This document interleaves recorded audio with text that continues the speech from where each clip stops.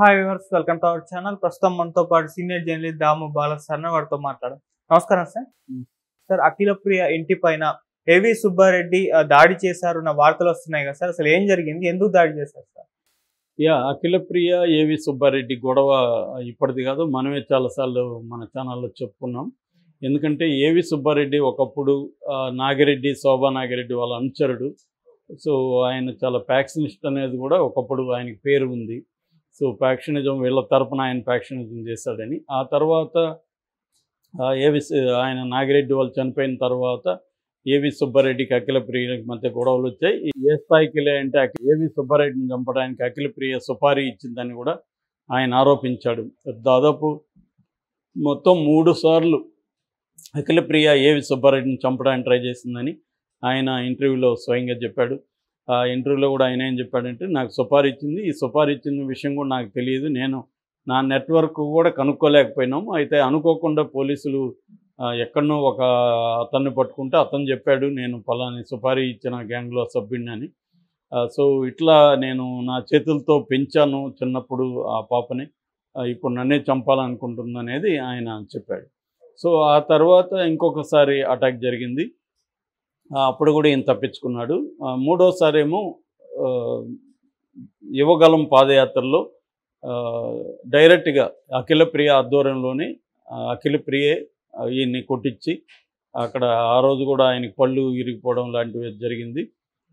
ఆ కేసులో అమ్మాయి జైలుకి కూడా వెళ్ళి 1 వారం 10 రోజులు జైల్లో ఉండి కూడా బయటకు వచ్చింది. సో అఖిల ప్రియ అక్కడ ఫ్యాక్షన్ చేస్తుందని వాళ్ళ హస్బెండ్ కూడా యువగలం పాదయాత్రలో కూడా చాలా సీరియస్ వార్నింగ్ ఇస్తున్నాడు. మీ టైం బాగాలేక మేము కానీ అధికారంలోకి వస్తే మిమ్మల్ని దేవుడు కూడా కాపాడలేడు, మీరు ఎక్కడ దాక్కున్నా లాక్కొచ్చి కొడతామని యువగలంలోనే లోకేష్ ముందరే అతను మైక్లో మాట్లాడుతున్న ఆ వీడియో కూడా వైరల్ అయింది. అలాగా వాళ్ళు ఓపెన్గా అక్కడ ఇది జరుగుతుంది. అయితే అఖిల ప్రియకి సీట్ ఇవ్వరేమో అని కూడా అనుకున్నారు, ఇవ్వద్దని కూడా చాలామంది పెద్దవాళ్ళు చెప్పారు. కానీ ఫైనల్గా అఖిల ప్రియని పక్కన పెట్టి వేరే వాళ్ళకి ఇచ్చే పరిస్థితి చంద్రబాబుకి లేదు కాబట్టి అఖిల ప్రియకే ఇవ్వాల్సి వచ్చింది. దాంతో ఏవి సుబ్బారెడ్డి వర్గం తీవ్రమైన కోపంతో రగిలిపోయారు. మేము ఓడిస్తామని కూడా అప్పుడే ప్రతిజ్ఞ చేశాడు. అఖిల ప్రియ రాజకీయ అంతమే నా లక్ష్యం అని కూడా ఆయన ఓపెన్గా ఇంటర్వ్యూలో కూడా చెప్పాడు. ఆమెను ఫిజికల్గా నేను అంతం చేయను, నేను ఆమె టైప్ కాదు, కానీ రాజకీయంగా మాత్రం ఆమెను అంతం చేస్తాను. కానీ అఖిల ప్రియ ఈయన్ని ఫిజికల్గా అంతం చేయాలని కూడా చూస్తుందని ఆయనే చెప్పాడు. వాళ్ళ అమ్మాయి కూడా బొండా ఉమా కోడలు ఆమె కూడా చెప్పింది. సో ఏదేమైనా ఏవి సుబ్బారెడ్డికి అఖిల ప్రియ వర్గానికి మధ్య ఎప్పటి నుంచో గొడవలు ఉన్నాయి. సో గత రాత్రి ఎన్నికల తర్వాత ఇప్పుడు మన రాష్ట్రంలో ఇట్లా మాచర్ల, ఇటు పల్నాడు ఏరియాలో మన నర్సరావుపేట కావచ్చు, తర్వాత తెనాలి ఏరియా కావచ్చు, అటు తిరుపతి కావచ్చు, ఇటు తాడిపత్రి కావచ్చు, ఇట్లా అనేక ఏరియాల్లో వైలెన్స్ విపరీతంగా పెరుగుతుంది. నిన్న తాడిపత్రికి సంబంధించి అక్కడ సిట్టింగ్ ఎమ్మెల్యే పెద్దారెడ్డిని కూడా అరెస్ట్ చేశారు. సో జేసీ దివాకర్ రెడ్డి మీద కేసులు పెట్టారు. సో అలాగా అన్ని చోట్ల వైలెన్స్ పెరుగుతూ ఉంది. ఈ క్రమంలో ఇప్పుడు రాత్రి ఆళ్ళగడ్డలో ఈమె అఖిల ప్రియ ఇంటి ముందు బాడీగార్డు ఉన్నాడు, నిఖిల్ అనే బాడీగార్డు ఉన్నాడు. అతని మీదకి ఒక కారు స్పీడ్గా వచ్చి గుద్దినాక అతను పడిపోయినాక కారులోంచి దిగి అతన్ని చితకబాదారు అని చెప్తున్నారు. సో చనిపోయడానికి వదిలేసి వెళ్ళిపోతే అతను బతికాడు. సో క్లియర్గా ఇది ఏవి సుబ్బారెడ్డి వర్గమే చేసింది. ఎందుకంటే ఈ నిఖిల్ అనేవాడు గతంలో ఆ రోజు యువగలం పాదయాత్ర జరిగినప్పుడు నిఖిలే కొట్టాడు ఇతన్ని అనేది చెప్తున్నారు.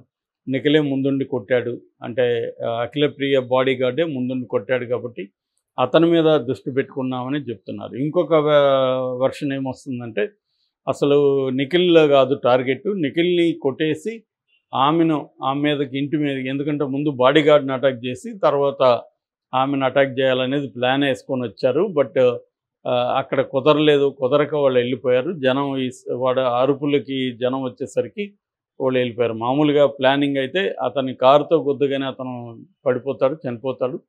అప్పుడు వెళ్ళి అఖిల ప్రియ మీద ఇంట్లోపలికి వెళ్ళి దాడి చేద్దాం అనేదే ప్లాను అనేది పోలీసులు చెప్తున్నారు. మరి ఇది ఇంకా పోలీసులు వాళ్ళని పట్టుకోవాల్సి ఉంది. పట్టుకొని వివరాలు తెలుసుకుంటే మనకు కరెక్ట్‌గా తెలుస్తుంది. ఏదేమైనా ఏవి సుబ్బారెడ్డి తన మీద 3 సార్లు దాడి చేస్తే వదలరు. మామూలుగానే ఫ్యాక్షనిజంలో రివెంజ్ అనేది చాలా తీవ్ర స్థాయిలో ఉంటుంది. వాళ్ళు అందుకని ఒక్కొక్కసారి చిన్న బిడ్డలను కూడా వదలకుండా చంపేస్తారు. వీడు పెద్దోడైనాక రివెంజ్ చేసుకుంటారని. మనం గాడ్ ఫాదర్లో కూడా ఈ సీన్ ఉంటుంది. గాడ్ ఫాదర్లో కార్లియోన్ చిన్నప్పుడు చంపేద్దాం అనుకుంటాడు. ఎందుకంటే వీడు మళ్ళీ నా మీదకి వస్తాడనేసి. కానీ అతను ఎస్కేప్ అయి పారిపోతాడు. సో నిజంగానే మళ్ళీ అతను పోయి చంపుతారు.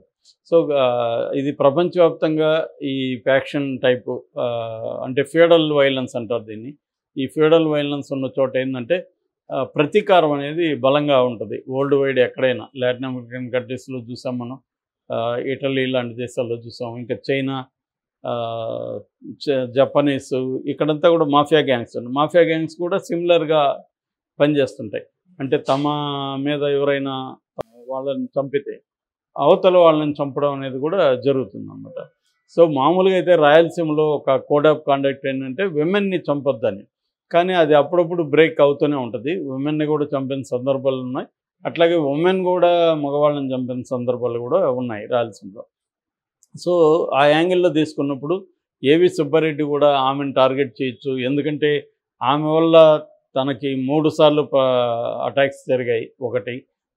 రెండవది ఆమె ఉన్న రోజులు తనకి పొలిటికల్గా అక్కడ ఎదుగుదల ఉండకపోవచ్చు అనేది 2. అట్లాగే మూడోది ఏంటంటే ఈ ఫ్యాక్షనిజం అంతా కూడా పైకి వైలెన్స్ లాగా కనబడినా ఫైనల్గా ఆర్థిక ప్రయోజనాలే ప్రధానంగా ఉంటాయి అక్కడ. ఎందుకంటే వనరుల మీద పట్టు అనేది ప్రధానంగా ఉంటుంది మనకి.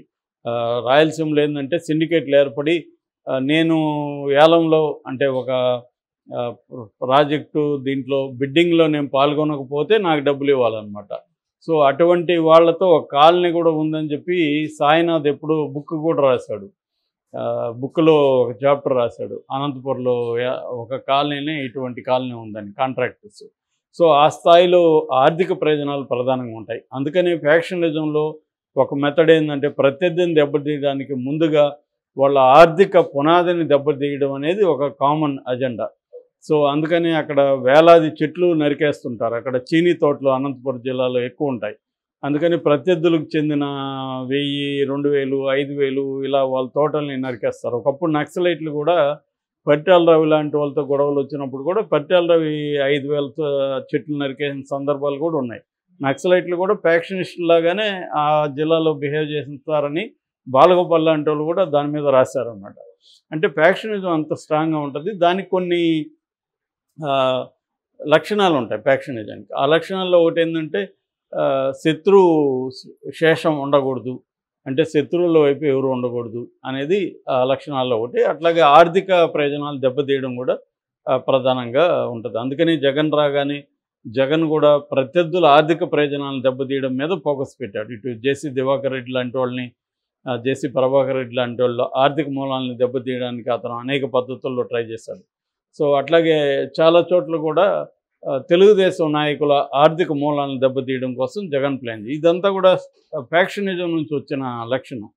సో అలాగా ఇప్పుడు ఏవి సుబ్బారెడ్డి అఖిలప్రియని చంపడానికి, అఖిలప్రియ ఈయన్ని చంపడానికి ఎప్పటి నుంచో ట్రై చేస్తుంది.